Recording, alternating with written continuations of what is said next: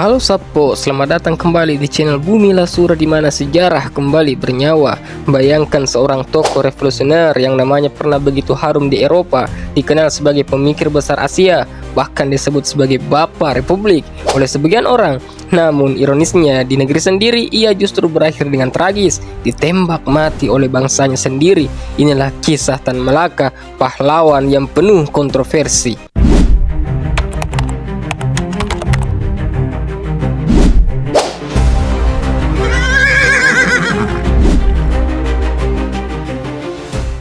Tan Malaka lahir pada 2 Juni 1897 di Nagari Pandan Gadang, Suliki, Sumatera Barat.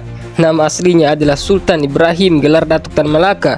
Ia lahir dari keluarga Minangkabau yang taat, namun sejak kecil sudah menunjukkan kecerdasan yang luar biasa. Sejak muda ia dikirim ke Belanda untuk menempuh pendidikan. Disinilah pikiran-pikirannya terbentuk. Ia membaca karya-karya oleh Karl Marx, Lenin hingga filsuf-filsuf Eropa. Dalam bukunya sendiri, Dari Penjara ke Penjara, Tan Malaka menulis, "Aku tidak dapat berpikir sebagai orang Minangkabau saja, tetapi sebagai seorang manusia yang hidup di dunia yang luas ini." Dari sini terlihat ia tidak hanya berpikir sempit tentang bangsanya, tetapi tentang dunia. Tan Malaka dikenal sebagai pemikir kiri, seorang Marxis, namun uniknya ia bukan komunis dogmatis. Dalam bukunya Madilog, Materialisme, Dialektika, dan Logika, ia menekankan pentingnya berpikir rasional, ilmiah, bukan hanya mengikuti doktrin buta. Ia menulis, Madilog harus menjadi senjata berpikir bangsa Indonesia agar tidak lagi terjerat takhayul dan mitos. Melalui Madilog, Tan Malaka ingin bangsa Indonesia melepaskan diri dari belenggu feodalisme, kolonialisme, dan berpikir lebih maju. Namun, karena ideologinya yang tajam, ia sering dicap berbahaya, baik oleh Belanda maupun sesama pejuang Indonesia. Tan Malaka adalah sosok yang selalu berada di wilayah abu-abu. Ia pernah bergabung dengan Partai Komunis Indonesia, PKI, bahkan diakui oleh Komintern Internasional Komunis di Moskow sebagai pemimpin penting dari Asia. Namun, ia kemudian berselisih dengan pimpinan PKI di Indonesia karena menurutnya pemberontakan 1926 terlalu prematur. Akibatnya, ia ditolak oleh PKI.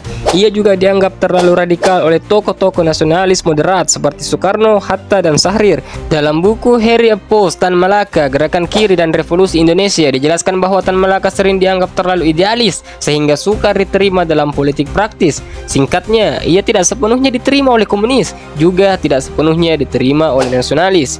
Meski ditolak di sana-sini, Tan Malaka tidak pernah berhenti berjuang. Ia mendirikan organisasi Partai Republik Indonesia di Bangkok pada tahun 1927, menulis banyak buku untuk membangkitkan kesadaran nasional, berjuang di bawah tanah, berpindah-pindah dari Filipina, Singapura, Hong Kong, hingga akhirnya kembali ke Indonesia ketika revolusi 1945 meletus. Pada masa revolusi, Tan Malaka tampil sebagai sosok karismatik. Ia pernah memimpin Persatuan Perjuangan PP, sebuah gerakan yang menuntut kemerdekaan 100% tanpa kompromi dengan Belanda. Namun, sikap kerasnya ini membuat ia berseberangan dengan Soekarno dan Hatta yang memilih jalan diplomasi melalui perundingan Linggarjati. Puncak konflik terjadi di tengah revolusi. Tan Malaka dianggap sebagai ancaman oleh pemerintah Republik karena menentang politik kompromi. Ia sempat dipenjara oleh pemerintah Indonesia sendiri pada tahun 1946. Setelah bebas, ia tetap melanjutkan perjuangan, namun posisinya semakin terpinggirkan. Dalam kekacauan politik dan perang gerilya melawan Belanda, Tan Malaka ditangkap oleh aparat divisi Siliwangi di Kediri, Jawa Timur pada 1949. Mengapa Tan Malaka dieksekusi? Pertanyaan yang begitu besar. Mengapa seorang pejuang besar, bahkan disebut Bapak Republik, justru dieksekusi oleh bangsanya sendiri? Menurut sejarawan Harry Opposed dalam bukunya Tan Malaka, Gerakan Kiri dan Revolusi Indonesia, eksekusi Tan Malaka terjadi karena kekacauan politik internal. Ia dituduh sebagai pengacau oleh aparat militer Republik. Divisi Siliwangi di bawah Kolonel Sungkono mengeksekusi Tan Malaka tanpa pengadilan. Ada yang menyebut eksekusi ini dilakukan karena pemerintah takut Tan Malaka akan mengambil alih kepemimpinan revolusi dengan Gerakan Persatuan Perjuangan. Ironisnya, eksekusi Tan Malaka tidak banyak dipublikasikan pada masa itu. Baru jauh setelah kemerdekaan, misteri ini mulai diungkap. Tan Malaka adalah sosok yang penuh paradoks. Ia dipuja di luar negeri sebagai pemikir besar, namun di negeri sendiri ia dieksekusi secara tragis. Namun, kita tidak bisa melihatnya hanya dari sisi politik. Tan Malaka adalah manusia yang punya cita-cita luhur, ingin melihat Indonesia merdeka sepenuhnya, rakyatnya cerdas dan terbebas dari penindasan. Seperti tulisannya dalam buku Madilog, kemerdekaan harus dibarengi dengan kecerdasan berpikir. Tanpa ilmu, kemerdekaan hanyalah kemerdekaan kosong. Mungkin inilah warisan terbesar Tan Malaka bagi kita, semangat untuk berpikir bebas, berani melawan penindasan, dan tetap percaya bahwa ilmu dan kemerdekaan harus berjalan beriringan.